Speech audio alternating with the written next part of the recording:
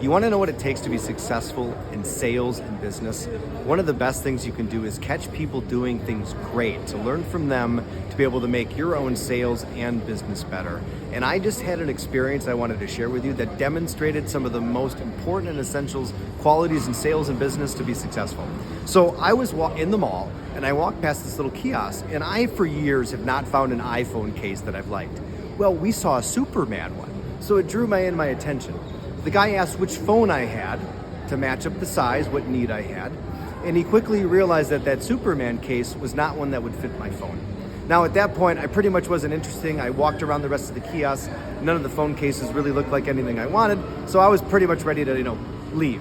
So he though quickly went over to where the other ones were to see if he had a Superman one. He hustled and was flipping through them to see if he had them. He even pulled out a basket on the other side and flipped through and see if he had them.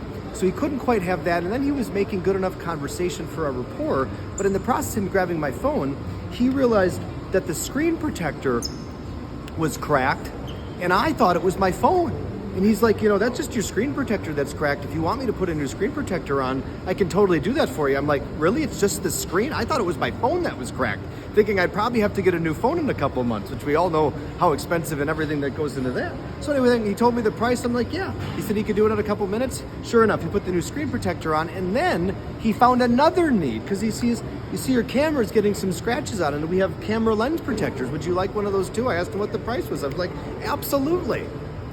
So I walked past a kiosk, I saw something that sparked my interest, was a Superman case. They didn't have it. It was about to go. He kept me engaged, built rapport, hustled to see if he had it. Then, based on grabbing my phone, found another need or two that I had. Oh, and by the way, because I almost also, he said they could maybe order to deliver it, but when he looked it up, they didn't have any more of that case in this phone size, so he couldn't. So then he even asked me where I lived, which I then told him. And he's like, well, we could deliver it out there.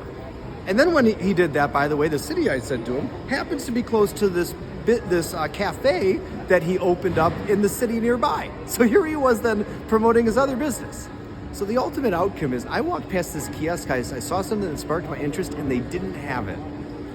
He quickly enough engaged me, built rapport, saw two needs, the screen protector and the lens case, and also then engaged in enough conversation. He shared with me his other business because he then asked what I did, and I told him I do business training and coaching, and he's like, yeah, you ever need a room? We got one right above there. Talk about a guy that's looking for opportunities and then communicates it and successfully executed. And he was so great, he was so kind, he was so nice, just unbelievable job. So how can that relate to your business? How can you integrate that? There are so many great lessons to be even better at sales and business. Thanks for joining us. Follow us, direct message me, and I'll, as always, look forward to seeing you in the next one.